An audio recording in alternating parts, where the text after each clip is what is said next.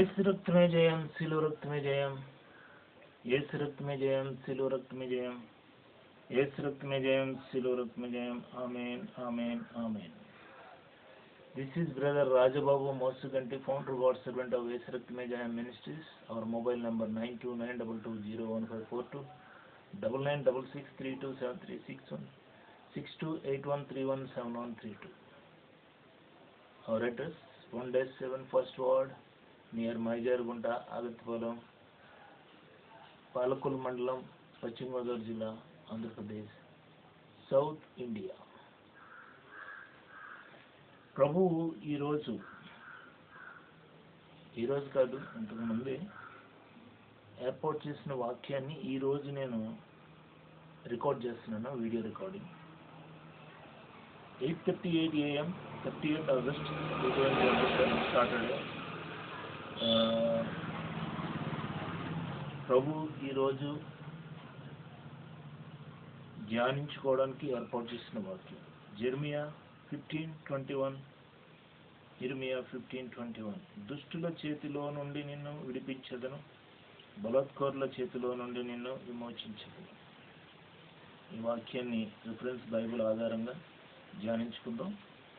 So ఈ వీడియోలో camera mobile instrument దూరంగా ఉంది కనుక వాయిస్ అంతగా రాకపోవచ్చు.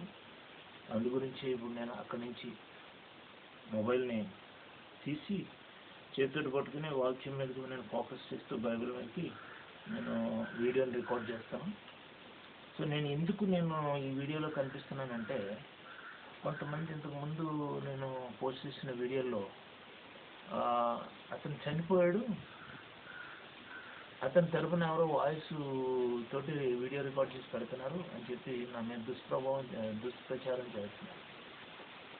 ఎందుకంటే నా చావు కోరే వాళ్ళు ఎంతమంది ఉన్నారండి. తల వెంట్రుకలు ఎన్ని ఉన్నాయి, లెక్క పెట్టగలరా? దేవుడు తప్ప ఇంకెవరు లెక్క పెట్టలేరు. కానీ ఇన్ని తల వెంట్రుకలు ఎన్ని ఉన్నాయి, అంతమంది నా చావు కోరుతున్నారు. కేవలం దేవుడు మాత్రమే నన్ను తెలుస్తున్నారు. నా చావు కోరే వాళ్ళు, నా డైవర్స్డ్ వైఫ్, నా చిల్డ్రన్ కూడా ఉన్నారు దురదృష్టవశాత్తు. నా సొంత తమ్ముడు, అతని భార్య, సొంత చెల్లెలు, ఆమె హస్బెండ్, ఒక చెల్లి అయితే చనిపోయిన పెద్ద చెల్లి, ఆమె హస్బెండ్, వాళ్ళ పిల్లలు, అందరూ A to Z everybody expect me to die. పక్కనే ఈ నైబర్స్ ఉంటారు, నా చిన్నాన్నలు, వాళ్ళ భార్యలు, వాళ్ళ కొడుకులు. ఈ పక్క నైబర్ ఏమో ఇంజనీర్ చేస్తా అని అతను ఇక్కడ ఉండలేదు, ఎవరికో కిరాయికి ఇచ్చారు. అక్కడ పక్కనే ఇక్కడ నెక్వల్డ్ కంపెనీ, ఇన్ని గొడవలు అయిపోయినాయి. వాళ్ళని ఖాళీ చేసి పొమ్మండి, చీకొట్టినా సరే పోవట్లేదండి. వాళ్ళు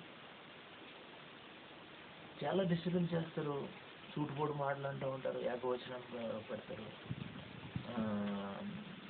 చాలా ఒక మనిషి ఇంత మెంటల్ టార్చర్లో ఎలా బతకగలడా? ఆ ప్లేస్లో కనుక మీరుంటే ఎప్పుడో సూసైడ్ చేసుకుంటారు అన్నమాట. అంటే నేను ఈ సూసైడ్ అనే మాట ఉపయోగిస్తున్నానంటే మిమ్మల్ని సూసైడ్ చేసుకోమని కాదు నా అర్థం. అంటే అంత భరించలేని బాధలో నేను ఈ వీడియో చేస్తున్నాను. సో ఇక్కడ నాకు ఈ వాక్యాన్ని చదువుతున్నప్పుడు, దుష్టుల చేతిలో నుండి నిన్ను విడిపించదను, బలాత్కారుల చేతిలో నుండి నిన్ను విమోచించదను అని చెప్పి ఈ వాక్యం చదువుతున్నప్పుడు నాకు కొంచెం ఊరటనిచ్చింది. అందుకే ఈ వాక్యాన్ని యూట్యూబ్లో కూడా షేర్ చేసుకుందాం అని వీడియో ప్రిపేర్ చేస్తున్నాను. ఇప్పుడు ఈ వాయిస్ పూర్తిగా క్లారిటీతో అందట్లేదు కనుక ఆ ఇన్స్ట్రుమెంట్ని తీసేసి చేతులు పట్టుకుని వీడియో చేస్తాను. కైండ్లీ బేర్ విత్ మీ.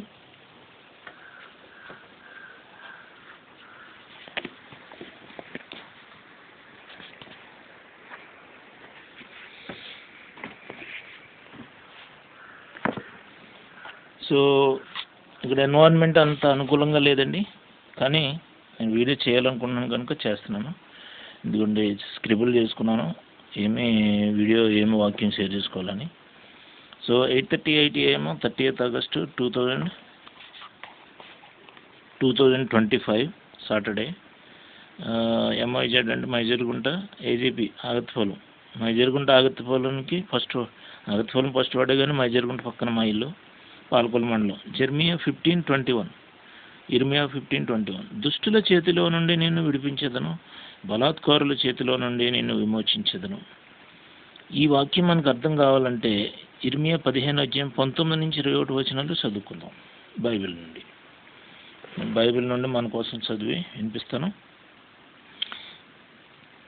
కాబట్టి యెహోవా ఇలాగూ సెలవిచ్చెను, నీవు నా తట్టు తిరిగిన ఎడల నీవు నా సన్నిధిని నిలిచినట్లు నేను నిన్ను తిరిగి రప్పించును.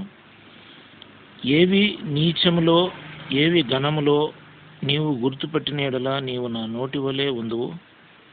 వారు నీ తట్టుకు తిరుగుదురు గాని నీవు వారి తట్టుకు తిరగవు. అప్పుడు నిన్ను ఈ ప్రజలకు పడగొట్టజాలని ఇత్తడి ప్రాకారంగా నేను నియమించెదను. నిన్ను రక్షించుటకును నిన్ను విడిపించుటకును నేను నీకు తోడయ్యుందును గనుక వారు నీ మీద యుద్ధము చేదురు గాని నిన్ను జయింపకపోదురని యెహోవా సెలవిస్తున్నాడు. దుష్టుల చేతిలో నుండి నిన్ను విడిపించెదను, బలాత్కారుల చేతిలో నుండి నిన్ను విమోచించెదను. ఈ వాక్యం నాకు ప్రభు ఎలాగిచ్చాడంటే, నేను ఎవంజలిస్ట్గా ఈ ప్రామిస్ కార్డ్స్ నేను ఎక్కడికి వెళ్ళినా సరే ఈ ట్రాక్స్ డిస్ట్రిబ్యూట్ చేస్తున్నాడు. ఈ ప్రామిస్ కార్డ్స్ కూడా కొని ఫ్రీగా ఇస్తూ ఉంటాను. ఒక్కొక్క కార్డు నాకు ₹1 పడుతుంది. 100 కార్డులు కొనుక్కొని ఒక ప్లేస్కి వెళ్తే ఇవి చిన్నపిల్లలు బాగా లైక్ చేస్తుంటారు.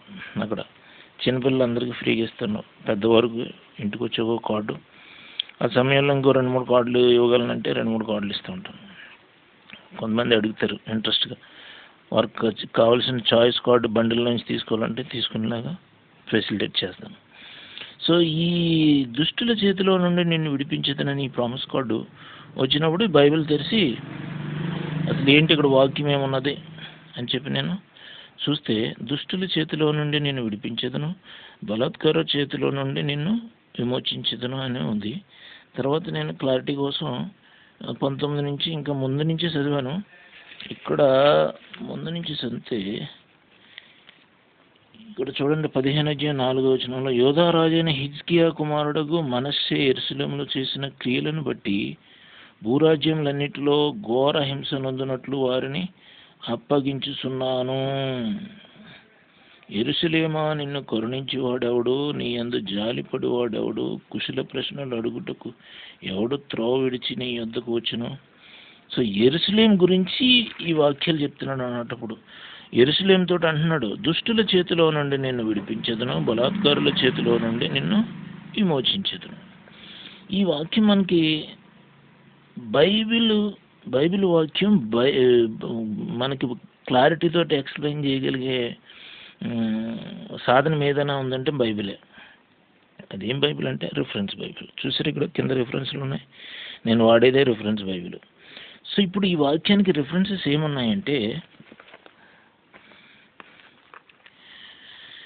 ఇర్మియా గ్రంథం 20:13, ఇర్మియా గ్రంథం 39:11-12, కీర్తన గ్రంథం 37:40, యెషయా గ్రంథం 13:11, యెషయా గ్రంథం 25:4-5, యెషయా గ్రంథం 29:5, ఇర్మియా గ్రంథం 31:11, ఇర్మియా గ్రంథం 50:34, యెషయా గ్రంథం 49:26, యెషయా గ్రంథం 60:16. ఇప్పుడు ఇర్మియా 20:13 మనం చూస్తే, యెహోవాను కీర్తించుడి, యెహోవాను స్తుతించుడి, దుష్టుల చేతిలో నుండి దరిద్రుని ప్రాణమును ఆయనే విడిపించుచున్నాడు. ఈ వాక్యం మనకి క్లారిటీగా అర్థం కావాలంటే ఇర్మియా గ్రంథం 20:11-12-13 చదవాలి. నేను ఇప్పుడు ఇర్మియా 20:11-12 చదువుతున్నాను.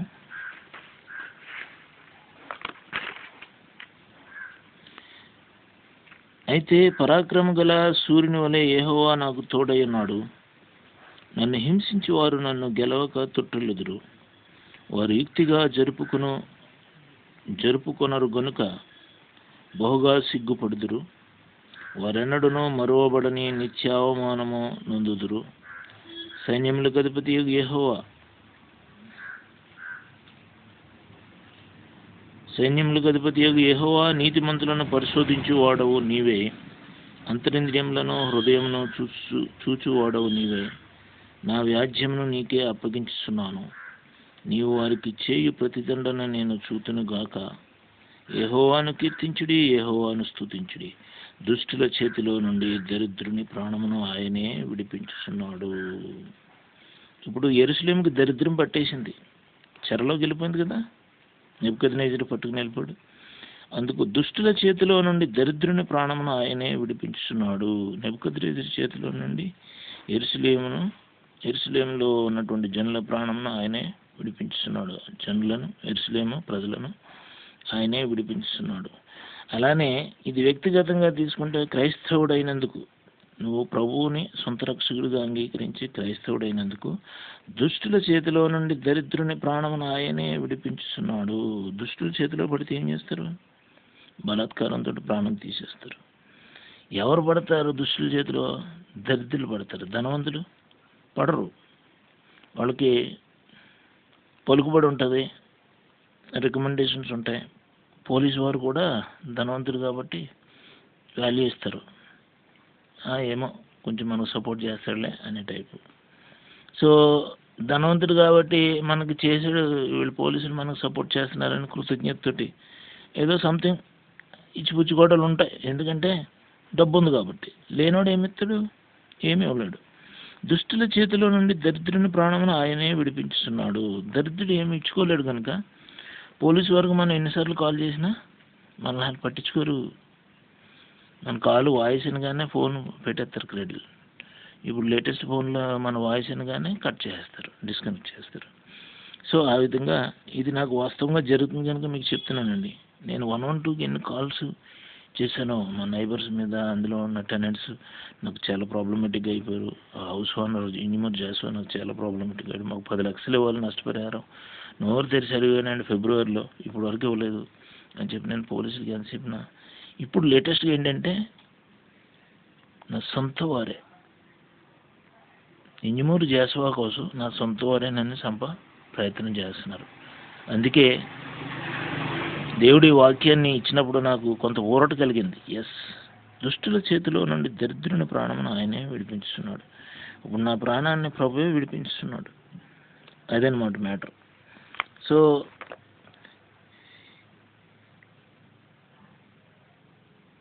ఇర్మియా గ్రంథం 39వ అధ్యాయం 11-12 వచనాలు చదువుకుందాం.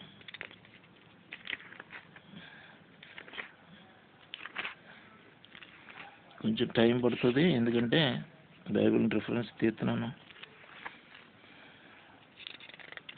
ఇప్పుడు ఆల్రెడీ రాసి ఉంచాను. నీవు ఇతనికి హాని చేయక దగ్గర నుంచుకొని పరామర్శించి ఇతడు నీతో చెప్పినట్లు చేయవలెను అని చెప్పి ఇక్కడ వాక్యం 39:11-12లో రాయబడి ఉంది. కానీ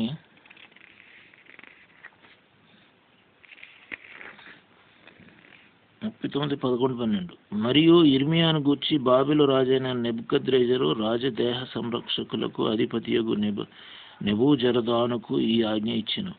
నీవు ఇతనికి హాని చేయక దగ్గర నుంచుకుని పరామర్శించి ఇతడు నీతో చెప్పినట్లు చేయవలెను అని ఆజ్ఞ ఇచ్చాడు.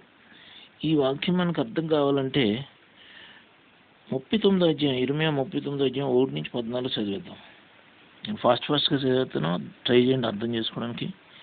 యూదా రాజైన సిద్కియా ఏలుబడి యందు 9వ సంవత్సరం 10వ నెలలో బాబెలు రాజైన నెబుకద్రెజరు తన సమస్త సైన్యంతో యెరూషలేము మీదకి వచ్చి దాన్ని ముట్టడి వేయగా, సిద్కియా ఏలుబడి యందు 11వ సంవత్సరం 4వ నెల 9వ దినమున పట్టణం ప్రాకారములు పడగొట్టబడెను.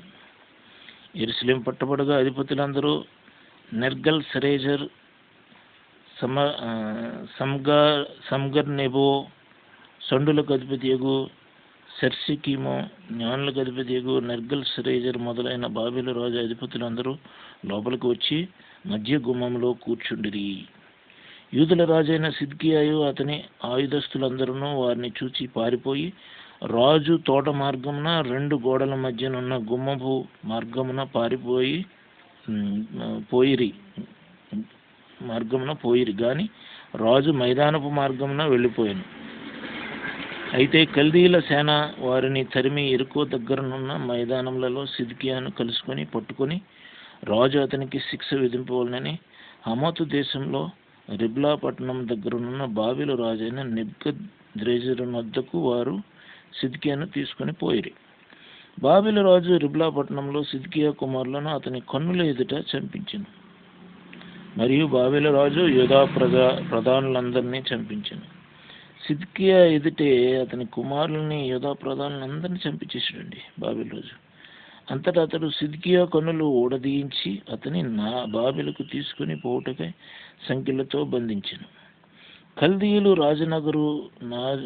రాజనగరును ప్రజల ఇండ్లను అగ్ని చేత కాల్చివేసి యెరూషలేము ప్రాకారములను పడగొట్టిరి. అప్పుడు రాజదేహ సంరక్షకులకు అధిపతియగు నెబూజరదాను శేషించి పట్టణంలో నిలిచి ఉన్న ప్రజలను ద్రోహులై తమ రాజును విడిచి తనతో చేరిన వారిని రాజు దేహ సంరక్షకుడు నెబూజరదానుకి దగ్గరికి సిద్కియాకి ద్రోహులై తమ రాజును విడిచి తనతో చేరిన వారిని సిద్కియా రాజుకు ద్రోహులై నెబుకద్రెజరు రాజు దేహ సంరక్షకుడి దగ్గరికి వచ్చేసారన్నమాట. యుద్ధానికి భయపడిపోయి వాళ్ళని ద్రోహులై తమ రాజును విడిచి తనతో చేరిన వారిని శేషించిన ప్రజలనందరినీ బాబెలుకు కొనిపోయింది. అయితే రాజదేహ సంరక్షకుల అధిపతి అయిన నెబూజరదాను లేమిగల దరిద్రులను యూదా దేశంలో నుండనిచ్చి వారికి ద్రాక్ష తోటలను పొలములను నియమించెను.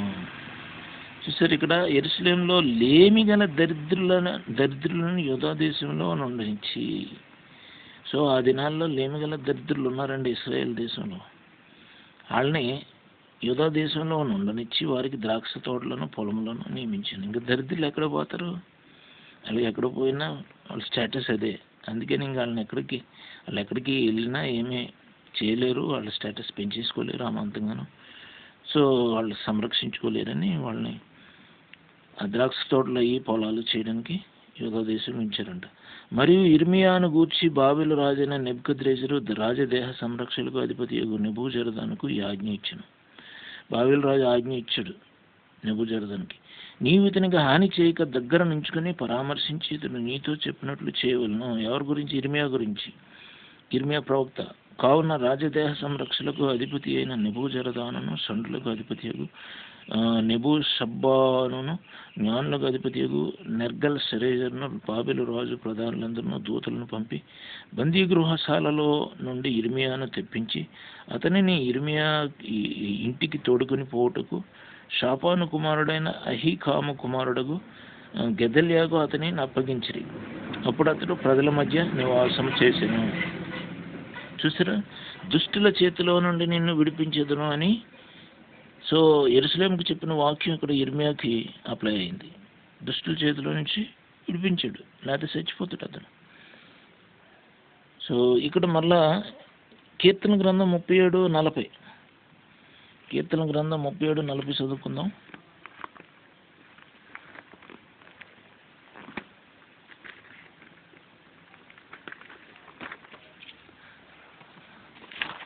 ఒక వీడియో చేయాలంటే చాలా కష్టపడాలండి. సరైన మొబైల్ లేదు నాకు.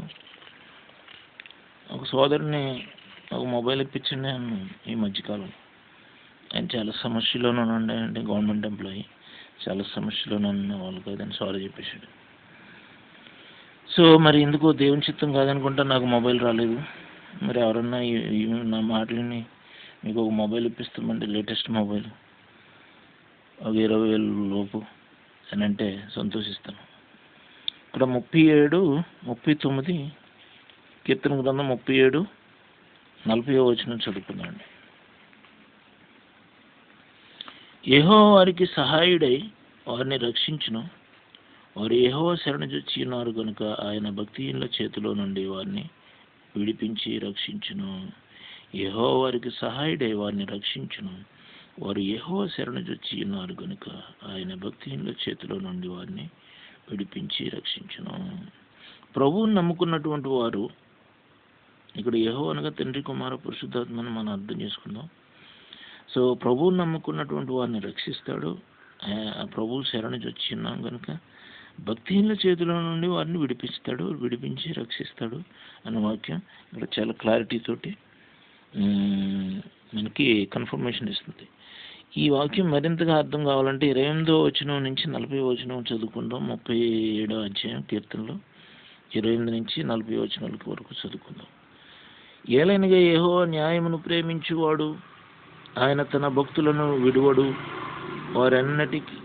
వారెన్నటెన్నటికీ కాపాడబడుదురు గాని భక్తిహీనుల సంతానం నిర్మూలమగును. నీతిమంతులు భూమిని స్వతంత్రించుకొందురు, వారు దానిలో నిత్యం నివసించెదరు. ఈ వాక్యం నేను చదువుతున్నప్పుడు మీకు అర్థమైపోతుంది కదండి. సో బైబిల్ ఎక్స్ప్లెయిన్ చేస్తుంది అదే. నీతిమంతుల నోరు జ్ఞానమును గూర్చి వచించును, వారి నాలుక న్యాయమును ప్రకటించును. వారి దేవుని ధర్మశాస్త్రం వారి హృదయంలో నున్నది, వారి అడుగులు జారవు. భక్తిహీనులు నీతిమంతుల కొరకు పొంచియుండి వారిని చంపజూతురు. వారి చేతికి యెహోవా నీతిమంతులను అప్పగింపడు. వారు విమర్శకు వచ్చినప్పుడు ఆయన వారిని దోషులుగా ఎంచడు. యెహోవా కొరకు కనిపెట్టుకుని ఉండుము, ఆయన మార్గమును అనుసరించుము. భూమిని స్వతంత్రించుకున్నట్లు ఆయన నిన్ను హెచ్చించును. భక్తిహీనులు నిర్మూలం కాగా నీవు చూచెదవు. భక్తిహీనుడు ఎంతో ప్రబలియుండుట నేను చూచి ఇంటిని. అది మొలిచిన చోటనే విస్తరించిన చెట్టు వలె వాడు వర్ధిల్లియుండెను. అయినను ఒకడు ఆ దారిని పోయి చూడగా వాడు లేకపోయెను. నేను వెతికితిని గాని వాడు కనబడకపోయెను. నిర్దోషులను కనిపెట్టుము, యథార్థవంతులను చూడుము. సమాధానపరచు వారి సంతతి నిలుచును గాని ఒకడైనా నిలవకుండా అపరాధులు నశించుదురు. భక్తిహీనుల సంతతి నిర్మూలమగును. యెహోవాయే నీతిమంతులకు రక్షణాధారము. బాధ కలుగునప్పుడు ఆయనే వారికి ఆశ్రయదుర్గము. యెహోవా వారికి సహాయుడే, వారిని రక్షించును. వారు యెహోవా శరణుజొచ్చి ఉన్నారు గనుక ఆయన భక్తిహీనుల చేతిలో నుండి వారిని విడిపించి రక్షించును. సో యెహోవా శరణుజొచ్చిన వారిని ఆయన విడిపించి రక్షిస్తాడని కన్ఫర్మేషన్ క్లారిటీ ఉంది. దుష్టుల చేతిలో నుండి నిన్ను విడిపించేదను, బలాత్కారుల చేతిలో నుండి నిన్ను విమోచించేదను అనే వాక్యాన్ని సో ఈ వాక్యం సపోర్ట్ చేస్తుంది. ఇంకొక వాక్యం చూద్దాం. యెషయా గ్రంథం 13వ అధ్యాయం 11. లోకుల చెడుతనమును బట్టి దుష్టుల దోషమును బట్టి నేను వారిని శిక్షింపబోచున్నాను. అహంకారుల అతిశయమును మాన్పించదును, బలాత్కారుల గర్వమును అణచివేసేదను. చూసారా, లోకుల చెడుతనం బట్టి దుష్టుల దోషం బట్టి నేను వారిని శిక్షించబోచున్నాను. సో చెడుతనం కలిగిన లోకులు దుష్టుల్ని దేవుడు శిక్షిస్తాడు ఖచ్చితంగా. అహంకారుల అతిశయమును మాన్పించదను. అహంకారం యేసుప్రభు నిజదేవుడు అంటే యేసుప్రభుతో మనకేంటి పని? నేను ధిక్కార స్వరం వినిపించే అహంకారులను, బలాత్కారులను, క్రైస్తవులని ఉద్దేశపూర్వకంగా టార్గెట్ చేసి మరి హింసిస్తున్నటువంటి వాళ్ళని, బలాత్కారుల గర్వమును అణచివేసేదని. సో వాళ్ళ గర్వాన్ని అణచివేస్తాడు. సో మన దేశంలో ఇప్పుడు బీజేపీ పేటరెళ్ళిపోతుంది. బీజేపీ దానికి అసోసియేట్గా ఆ కూటమిలో ఉన్న పార్టీలు సంబంధించిన నాయకులు, గ్రాస్ రూట్ లెవెల్ వర్కర్స్ పేటరేగిపోతున్నారు. సో ఈ వాక్యం చాలా లోకుల చెడుతనం బట్టి దుష్టుల దోషమును బట్టి నేను వారిని శిక్షింపబోచున్నాను.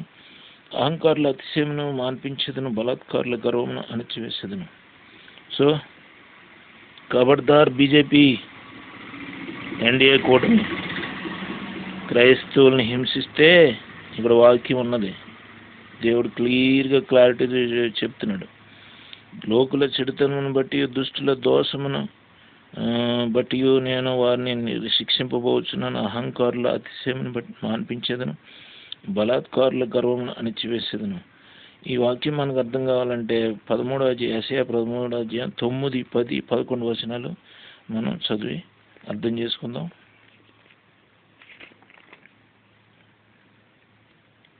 యెషయా 13.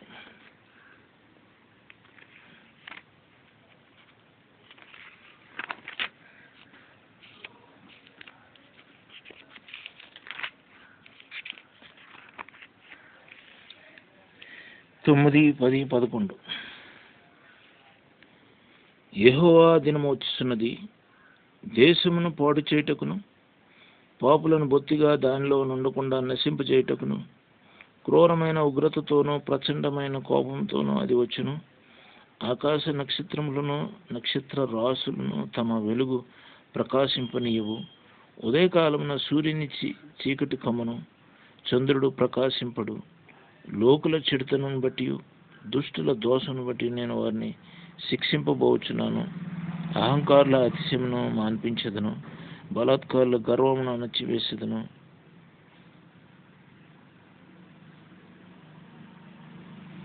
సో ఈ వాక్యం క్లారిటీగా అర్థమైంది కదండి. ఇప్పుడు యెషయా గ్రంథం 25వ అధ్యాయం 4-5 వచనాలు చదువుకుందాం.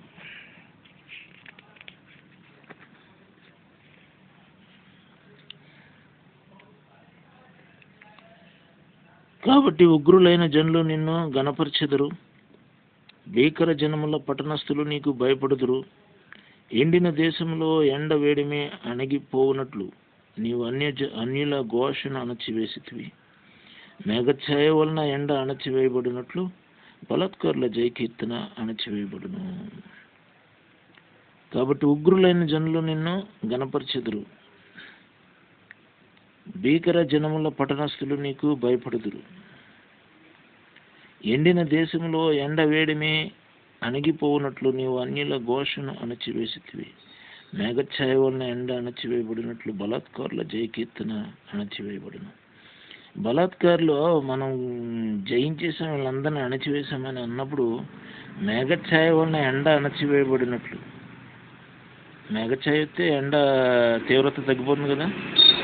బలాత్కారుల జయకీర్తన అణచివేయబడును. యెహోవా వలన, మన దేవుని వలన బలాత్కారుల జయకీర్తన అణచివేయబడును. కనుక భారతదేశంలో ఉన్న క్రైస్తవుడా, సగటు క్రైస్తవుడా, క్రైస్తవులారా, వాక్యాన్ని ఆధారం చేసుకుంటే ధైర్యంగా ఉండండి. ఈ వాక్యం మనకు అర్థం కావాలంటే 25వ అధ్యాయం 1-5 వచనాలు చదువుకుందాం. యెహోవా నీవే నా దేవుడవు, నేను నిన్ను హెచ్చించెదను, నీ నామమును స్తుతించెదను. నీవు అద్భుతములు చేసితివి, సత్య స్వభావమును అనుసరించి నీవు పూర్వకాలమున చేసిన నీ ఆలోచనలు నెరవేర్చితివి. నీవు పట్టణము దిబ్బగాను, ప్రాకారం గల పట్టణము పాడుగాను, అన్యుల నగరి పట్టణముగా మరలా ఉండకుండా నీవు చేసితివి. అది మరలా ఎన్నడూను కట్టబడకుండా చేసితివి. బేకర్ల ఊపిరి గోడకు తగిలిన గాలివాన వలె ఉండగా నీవు బీదలకు శరణముగా ఉంటివి. దరిద్రులకు కలిగిన శ్రమలో వారికి శరణముగాను, గాలివాన తగలకుండా ఆశ్రయముగాను, వెట్ట తగలకుండా నీడగాను ఉంటివి. కాబట్టి ఉగ్రులైన జనులు నిన్ను గణపరచెదరు, భీకర జనముల పట్టణస్థులు నీకు భయపడుదురు. ఎండిన దేశంలో ఎండవేడిని అణగిపోవునట్లు నీవు అన్యుల ఘోషను అణచివేసితివి. మేఘఛాయ వలన ఎండ అణచివేయబడినట్లు బలాత్కారుల జయకీర్తన అణచివేయబడును. కనుక క్రైస్తవులకు వ్యతిరేకంగా లేచేవారి జయకీర్తనని దేవుడు అణచివేస్తానని చెప్పి సెలవిస్తున్నాడు. యెషయా గ్రంథం 29వ అధ్యాయం 5వ వచనం చదువుకుందాం. అది అర్థమాలంటే 1-5 వచనాలు కూడా చదువుకుందాం. యెషయా గ్రంథం 29వ అధ్యాయం 5వ వచనం. నీ శత్రువుల సమూహము లెక్కకు ఇసుక రేణువులంత విస్తారముగా నుండును, బాధించి వారి సమూహము ఎగిరిపోవు పుట్టువలే నుండును. హఠాత్తుగా 1 నిమిషంలోనే ఇది సంభవించును. సో ఈ వాక్యం మనకు అర్థం కావాలంటే యెషయా గ్రంథం 29వ అధ్యాయం 1-5 చదువుకుందాం. అరీయేలుకు శ్రమ, దావీదు దండు దిగిన అరీయేలు పట్టణమునకు శ్రమ. ఈ వాక్యం అరీయేలు గురించి చెప్తున్నాడు. ఇక్కడ అరీయేలుకు బదులుగా క్రైస్తవుని హింసించే అటువంటి జనులను, మరి ఏ దేశస్తులైనా వాళ్ళని మనం సాదృశ్యంగా తీసుకుందాం. సో అరీయేలుకు శ్రమ, దావీదు దండు దిగిన అరీయేలు పట్టణమునకు శ్రమ. సంవత్సరము గడవనీయుడి, పండుగలను క్రమముగా జరగనీయుడి. నేను అరీయేలును బాధింపగా దుఃఖమును విలాపమును కలుగును. అందుచేత అది నిజముగా నాకు అగ్ని గుండమగును. నేను నీతో యుద్ధం చేయుచు నీ చుట్టూ శిబిరము వేయుదును. నీకెదురుగా కోట కట్టి ముట్టడి దెబ్బ వేయుదును. అప్పుడు నీవు అనపబడి నేల నుండి పలుకుచుందువు. నీ మాటలు నేల నుండి ఒకడు గుసగుసలాడినట్లుండును. నీ మాటలు నేల నుండి ఒకడు గుసగుసలాడినట్లుండును. కర్ణపిచాసి స్వరము వలె నీ స్వరము నేల నుండి వచ్చును.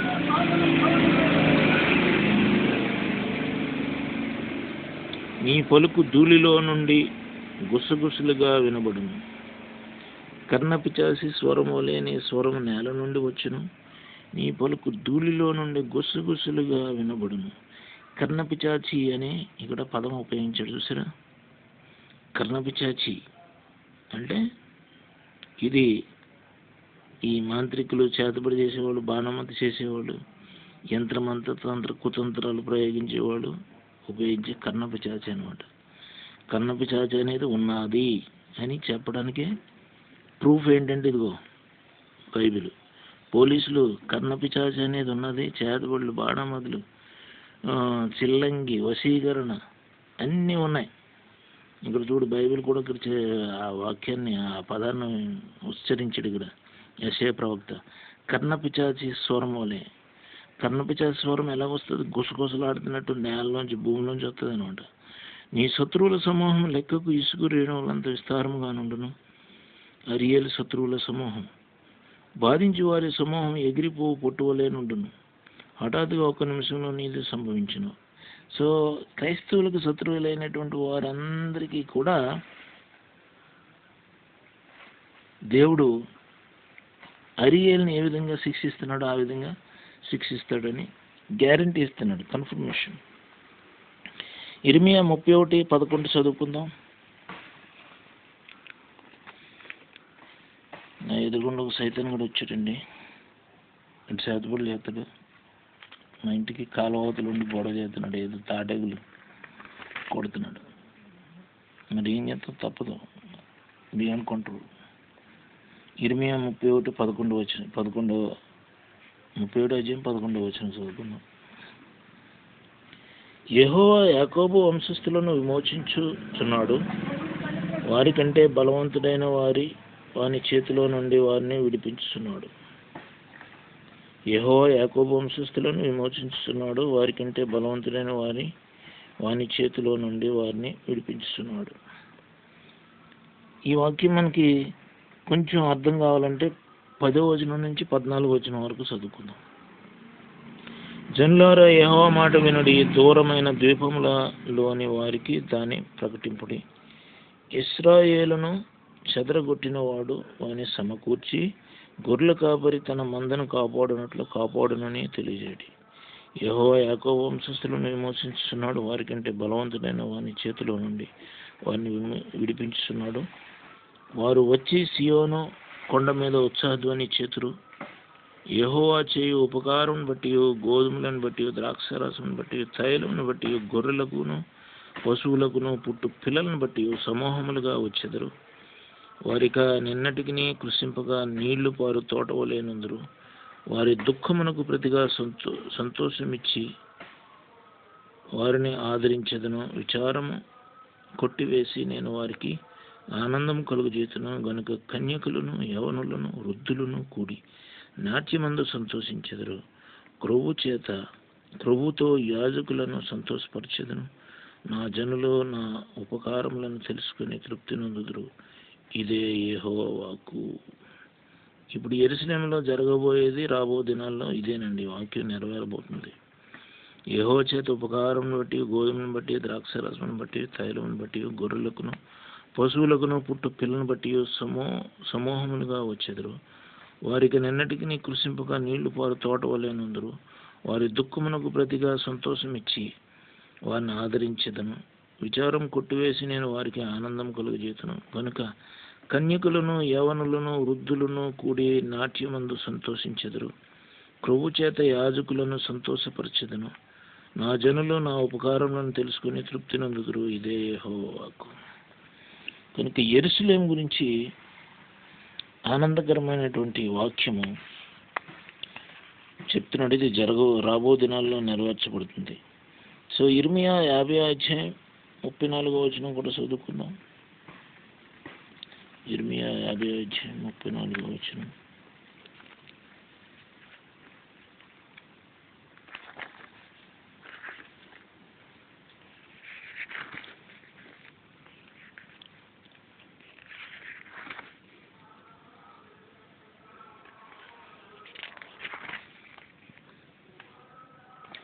వారి విమోచకుడు బలవంతుడు, సైన్యములకు అధిపతి యెహోవా అని ఆయనకు పేరు.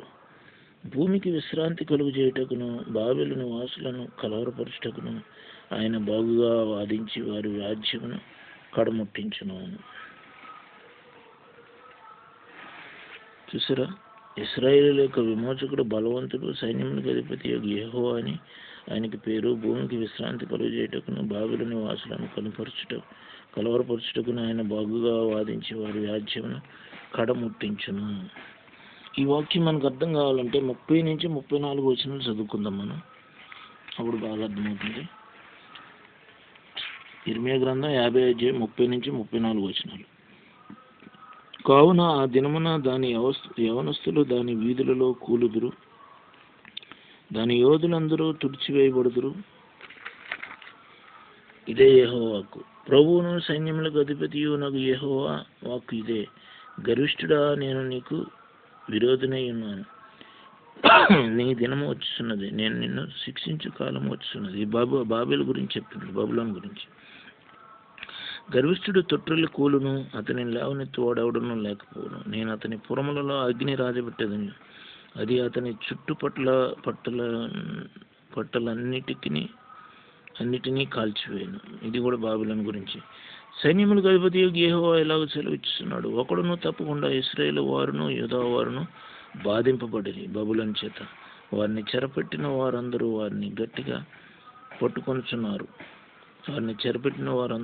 గట్టిగా పట్టుకొంచున్నారు. వారిని పోనిచ్చుటకు సమ్మతింపరు. సో బబులోను పట్టణస్థులు పోనివ్వట్లేదు ఇశ్రాయేల్ని. వారి విమోచకుడు బలవంతుడు, సైన్యములకు అధిపతి యెహోవా అని ఆయనకు పేరు. భూమికి విశ్రాంతి కలుగు చేయుటకును బాబెలు వాసులను కలవరపరచుటకును ఆయన బాగుగా వాదించి వారి వ్యాజ్యమును కడముట్టించును. సో తన ప్రజల పక్షాన దేవుడు యేసు ప్రభు వ్యాజ్యం ఆడతాడండి, నన్ను విడిపిస్తాడు. యెషయా గ్రంథం 49 అధ్యాయం 26 వచనం కూడా చదువుకుందాం. యెషయా గ్రంథం 49:26.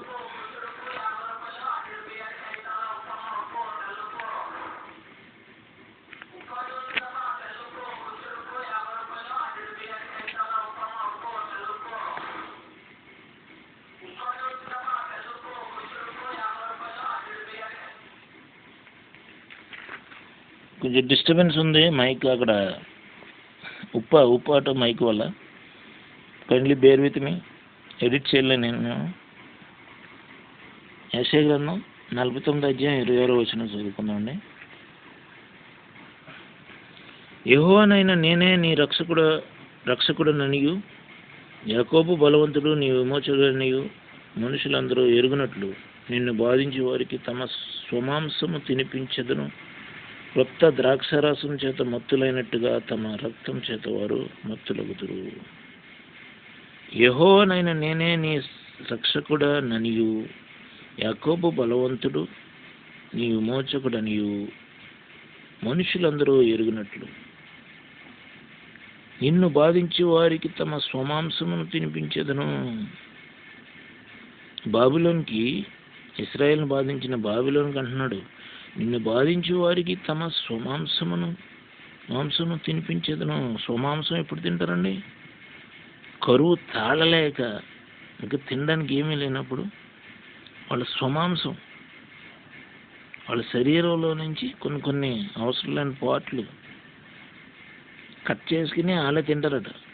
క్రొత్త ద్రాక్షారసం చేత మత్తులైనట్టుగా తమ రక్తం చేత వారు మత్తులగుదురు. వాళ్ళ రక్తం వాళ్ళు తాగుతారంట, పానీయం లేక, ద్రాక్షారసం లేక. చూసారా, అందుకే క్రైస్తవులతోటి చాలా జాగ్రత్త. క్రైస్తవుల జోలికి అసలు ఎవరూ కూడా రాకూడదు కూడాను. చాలా అప్రమత్తంగా ఉండాలి. బైబిల్ సత్యం చెప్తుంది. ఇవన్నీ భారతదేశానికి కనుక అమలు జరిగితే చూడలేమన్నమాట మనం. అందుకే ప్రభు నా చేత చెప్పిస్తున్నాడు, దుష్టత్వం పెరిగిపోకుండా ఉండడం కోసం ఈ ఎన్డీఏ కూటమి సెంట్రల్లోను స్టేట్లోను ప్రభు నా చేత చెప్పిస్తున్నాడు. కాషన్ మెసేజ్ ఇది గవర్నమెంట్స్కి ఆ కూటమిలో ఉన్న రాజకీయవేత్తలకు కూడా. యెషయా గ్రంథం 60 అధ్యాయం 16 వచనం. ఎండింగ్ వచ్చేసామండి, మెసేజ్ ఎండింగ్కి. యెషయా గ్రంథం 60 అధ్యాయం 16 వచనం చూద్దాం. యెహోవానగు నేను నీ రక్షకుడననియు బహు పరాక్రమం గల యాకోబు దేవుడనగు నీ విమోచకుడననియు నీకు తెలియబడినట్లు నీవు జనముల పాలు కుడిచి రాజుల చంటి పాలు త్రాగెదవు. యెహోవానగు నేను నీ రక్షకుడననియు ఇశ్రాయేలుకి చెప్తున్నాడు దేవుడు ఈ వచనం ద్వారా. బహు పరాక్రమం గల యాకోబు దేవుడనగు నీ విమోచకుడననియు నీకు తెలియబడినట్లు నీవు జనముల పాలు కుడిచి రాజుల చంటి పాలు త్రాగెదవు. చూసారా? సో ప్రభువు నమ్ముకున్నటువంటి వారికి జనముల పాలు కుడిచి రాజుల చంటి పాలు త్రాగెదవు. ఈ వాక్యం అర్థం కావాలంటే ఇక్కడ ఒక రిఫరెన్స్ ఉంది, దాన్ని ఎలాబరేట్ చేసుకుంటూ స్టడీ చేయాలి. కానీ ఇప్పటికే వీడియో చాలా లెంగ్తీ అయిపోయింది కనుక నెక్స్ట్ వీడియోలో కవర్ చేయడానికి ట్రై చేస్తాను. ఈ వాక్యం మనకు అర్థం కావాలంటే 8వ అధ్యాయం యెషయా గ్రంథం 60వ అధ్యాయం 8 నుండి 22 వచనాలు చదివేసుకుందాం, మనకు అర్థమైపోద్ది కొంచెం. మేఘములను ఎగయు గువ్వల వలెను గూళ్ళకు ఎగసి వచ్చు వీరెవరు? నీ దేవుడైన యెహోవా నామమును బట్టి ఆయన నిన్ను శృంగారించినందున ఇశ్రాయేలు పరిశుద్ధ దేవుని నామమును బట్టి దూరం నుండి నీ కుమారులను తమ వెండి బంగారములను తీసుకుని వచ్చుటకు ద్వీపంలో నా కొరకు కనిపెట్టుకొనిచున్నవి. తర్షీసు ఓడలు మొదట వచ్చుచున్నవి. అన్యులు నీ ప్రాకారములను కట్టుదురు. యెరూషలేము గురించి వారి రాజులు నీకు ఉపచారము చేదురు. ఏలైనగా నేను కోపపడి నిన్ను కొట్టి తిని గాని కటాక్షించి నీ యందు జాలిపడుచున్నాను. నీ యొద్దకు జనముల భాగ్యము తేబడినట్లు వారి రాజులు జయోత్సవముతో రప్పింపబడినట్లు నీ ద్వారములు రాత్రింపగళ్ళు వేయబడక నిత్యము తెరవబడి ఉండును. నిన్ను సేవింపనల్లని జనమైనను రాజ్యమైనను నిలువదు. అట్టి జనములు నిర్మూలన చేయబడును. ఇండియా బీ కేర్ఫుల్లా. నా పరిశుద్ధాలయపు అలంకారము నిమిత్తమై లెబానోను శ్రేష్టమైన దేవదారు వృక్షములను సరళ వృక్షములను గొంజి చెట్లను నీ యొద్దకు తేబడును. నేను నా పాదస్థలమును మహిమపరచెదను. నిన్ను బాధించిన వారి సంతానపు వారు నీ ఎదుటికి వచ్చి సాగిలపడెదరు. నిన్ను తృణీకరించిన వారందరూ వచ్చి నీ పాదముల మీద పడెదరు. యెహోవా పట్టణమనియో ఇశ్రాయేలు పరిశుద్ధ దేవుని సియోననియో నీకు పేరు పెట్టెదరు. నీవు విసర్జింపబడుటను బట్టి ద్వేషింపబడుటను బట్టి ఎవడను నీ మార్గమున దాటిపోవటలేదు. నిన్ను శాశ్వత శోభాతిశయముగాను బహుతరములకు సంతోష కారణముగాను చేసేదను. యెహోవానగు నేను నీ రక్షకుడననియు బహు పరాక్రమం గల యాకోబు దేవుడనగు నీ విమోచకుడననియు నీకు తెలియబడినట్లు నీవు జనముల పాలు కుడిచి రాజుల చంటి పాలు త్రాగెదవు. ఇంకా ముందుకెళ్దాం. నేను ఇత్తడికి ప్రతిగా బంగారమును తెచ్చుచున్నాను, ఇనుముకు ప్రతిగా వెండిని, కర్రకు ప్రతిగా ఇత్తడిని, రాళ్లకు ప్రతిగా ఇనుమును తెచ్చుచున్నాను. సమాధానమును నీకు అధికారులుగాను నీతిని నీకు విచారణకర్తలుగాను నియమించుచున్నాను. ఇకను నీ దేశంన బలాత్కారమను మాట వినబడదు. నీ సరిహద్దులలోగా పాడు అను మాట కానీ నాశనము అను మాట కానీ వినబడదు. రక్షణయే నీకు ప్రాకారములనియు ప్రఖ్యాతియే నీ గుమ్మములనియు నీవు చెప్పుకుందువు. ఇక మీదట పగలు సూర్యుని ప్రకాశము నీకు వెలుగుగా ఉండదు. నీకు వెలుగుచుటకై చంద్రుడు ఇకను ప్రకాశింపుడు. యెహోవాయే నీకు నిత్యమైన వెలుగును, నీ దేవుడు నీకు భూషణముగా ఉండును. సూర్యుడికను అస్తమింపుడు, చంద్రుడు క్షీణింపుడు. యెహోవా నీకు నిత్యమైన వెలుగుగా ఉండును. ఇది నూతన యెరూషలేము గురించి చెప్తున్నాడండి. నీ దుఃఖ దినములు సమాప్తమలగును. నీ జనులందరూ నీతిమంతులయ్యందురు. నేను మహిమపరుచుకున్నట్లు వారు నేను నాటిన కొమ్మగాను నేను చేసిన పనిగాను ఉండి దేశమును శాశ్వతముగా స్వతంత్రించుకొందురు. వారిలో ఒంటరి అయిన వాడు 1000 మంది అగును, ఎన్నిక లేని వాడు బలమైన జనమగును. యెహోవానగు నేను తగిన కాలమున ఈ కార్యమును త్వరపెట్టుదును. ఎన్నిక లేనివాడు బలమైన జనమగును. ఇశ్రాయేలు, యాకోబు తన అన్న ముందు ఎన్నిక లేనివాడుగాను, తన అన్నకు భయపడిపోయి తన అన్న యొక్క జ్యేష్ఠతో దీవెనలు మోసగించాడు తల్లి ద్వారా. కనుక ఎన్నిక లేనివాడుగా లాబాను ఇంటికి వెళ్ళిపోయి బలమైన జనం అయిపోయా లేదా? ఇప్పుడు ఇశ్రాయేల్ దేశం ప్రపంచంలో అన్ని దేశాలకి గడగడ వణుకు పుట్టిస్తుందా లేదా? సో ఇస్రాయేల్కి కుడి భుజం ఎవరు? Right hand America. So Israel తోటి గొడవ పెట్టుకుంటే ఏమవుతుంది? మటాష్. అందుకే క్రైస్తవులతోటి గొడవ పెట్టుకోవద్దు. ఎవరునూ క్రీస్తుని నమ్ముకున్న ప్రభు బిడ్డల జోలికి అసలు రావద్దు. సో విగ్రహారాధికులు, భారతదేశంలో ఉన్నటువంటి క్రైస్తవేతరులు ఇది ఒక సీరియస్ మెసేజ్గా తీసుకుని క్రైస్తవుల వల్ల ఆశీర్వదింపబడడానికే ప్రయత్నం చేయండి.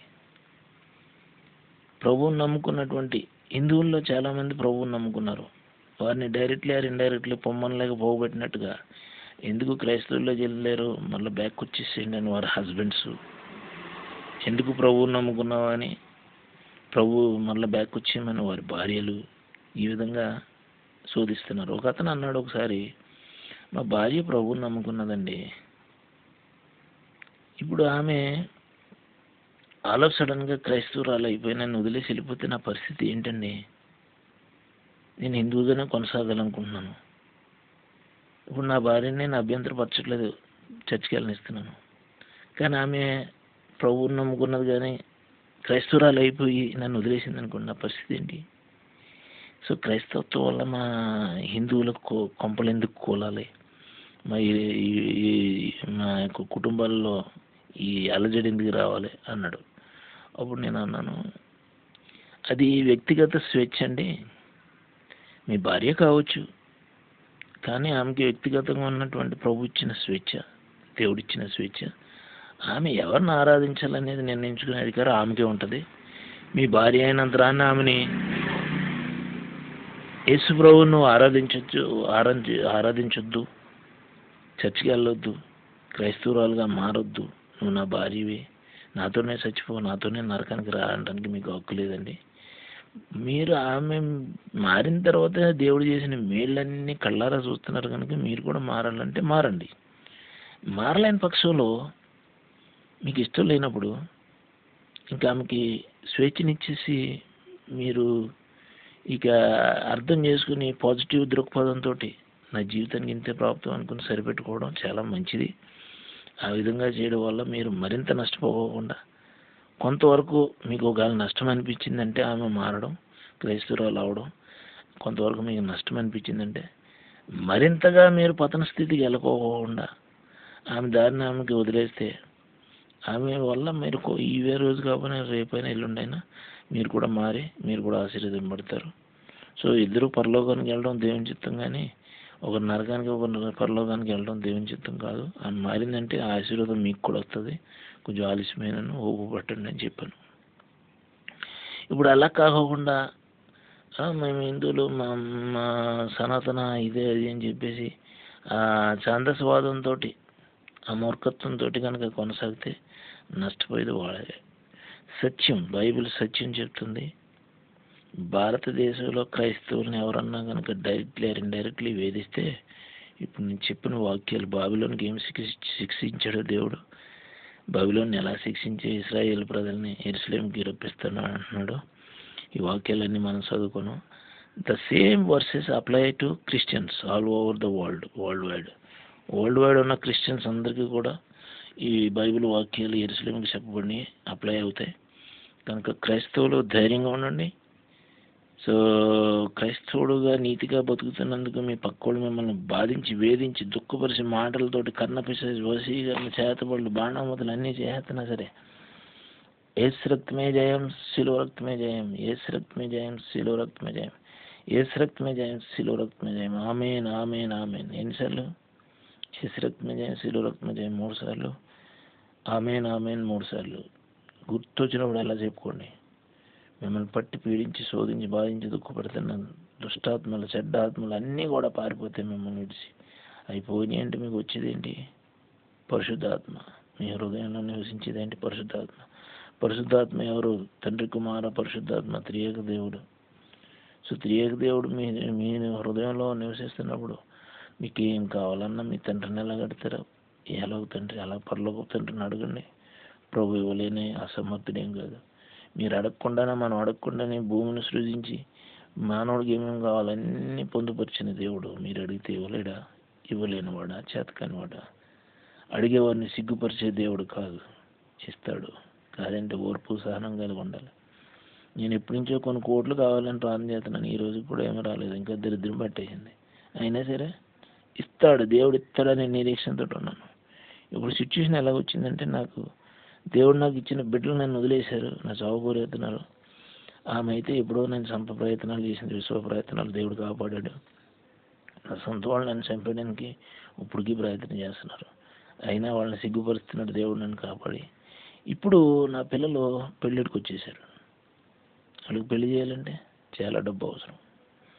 ఈరోజు చూస్తే దరిద్రులందరికంటే పరమ దరిద్రుడు ఎవడంటే నేనే. అది సిచ్యువేషన్.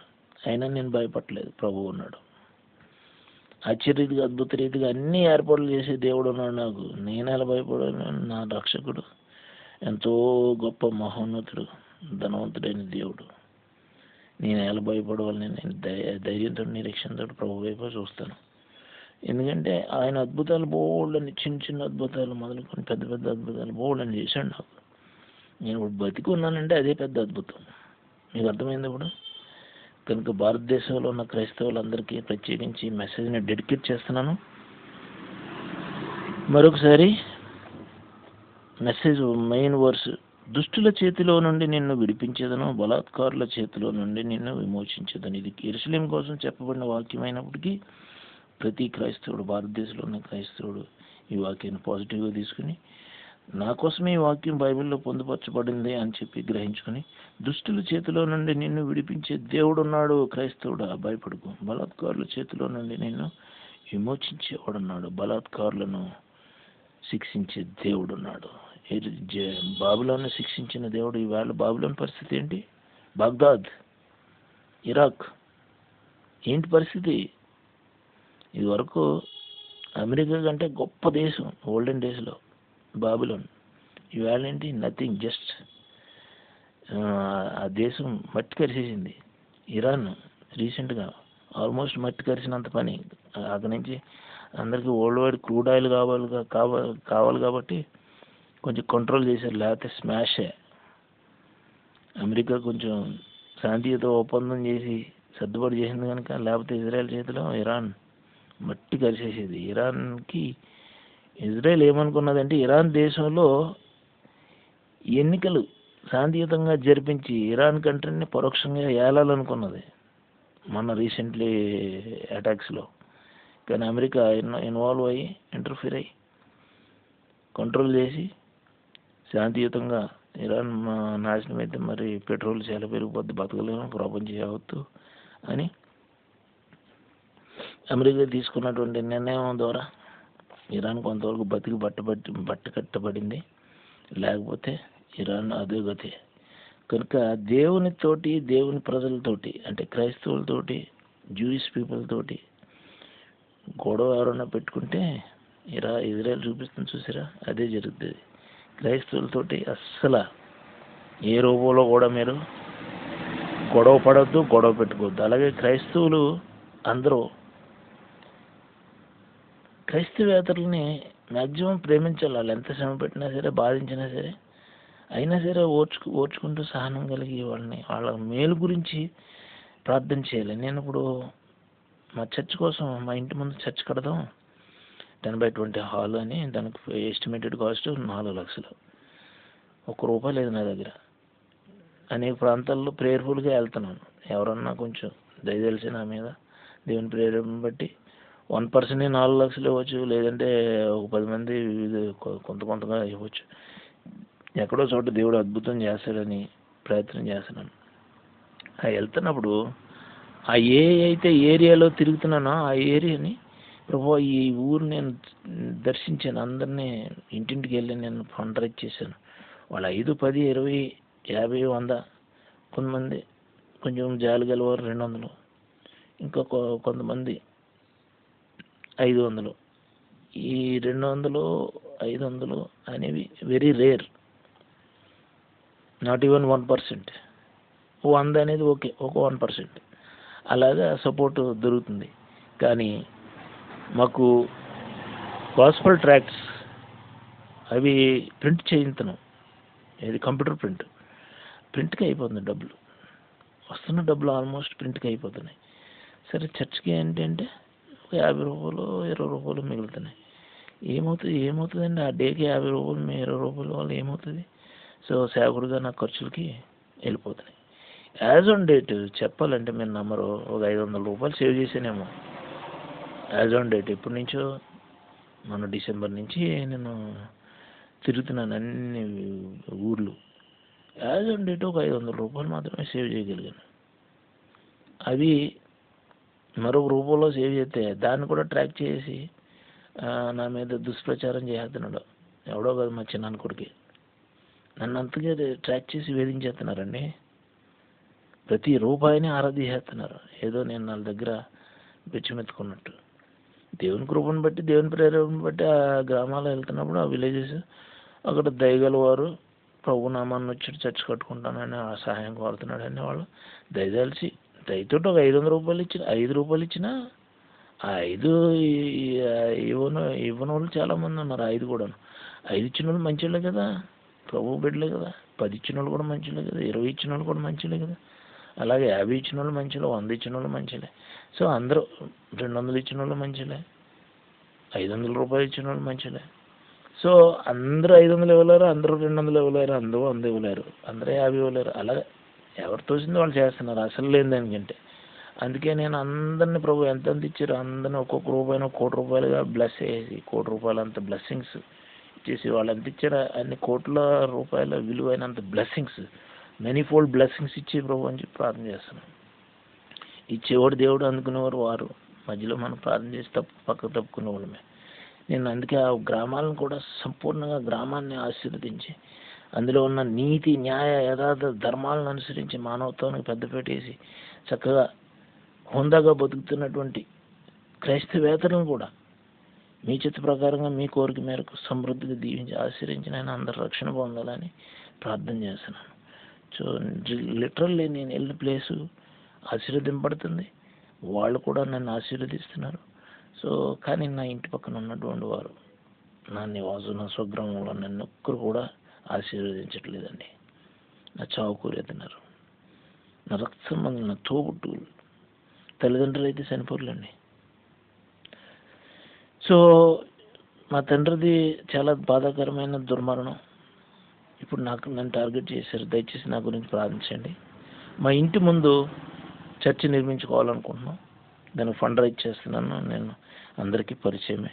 ఇప్పుడు నా వీడియోలో నేను కనిపించాను కాబట్టి నేను చాలామంది చచ్చిపోయాడు, వాయిస్ వినిపిస్తున్నాడు, వేరే వాళ్ళు వాయిస్ ఇప్పుడే రికార్డ్ చేసి వినిపిస్తున్నాడు అంటున్నారు. అందుకే అది అవాయిడ్ చేయడం కోసం క్లారిటీ మెసేజ్ ఇస్తున్నాను.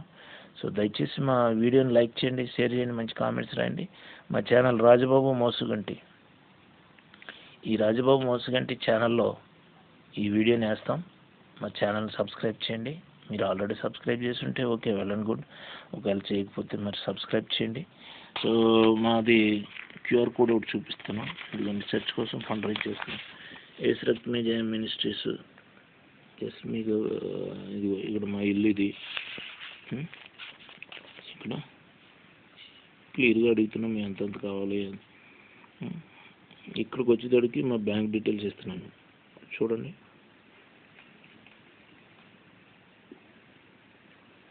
ఇక్కడికి వచ్చేటడికి UPI number 42681968, UPI ID 9292201542@Jio. So ఇక్కడ కిందకు వచ్చేటడికి క్యూఆర్ కోడ్ ఉంది. క్యూఆర్ కోడ్ నలిగిపోయింది, తిప్పుతాను అండి.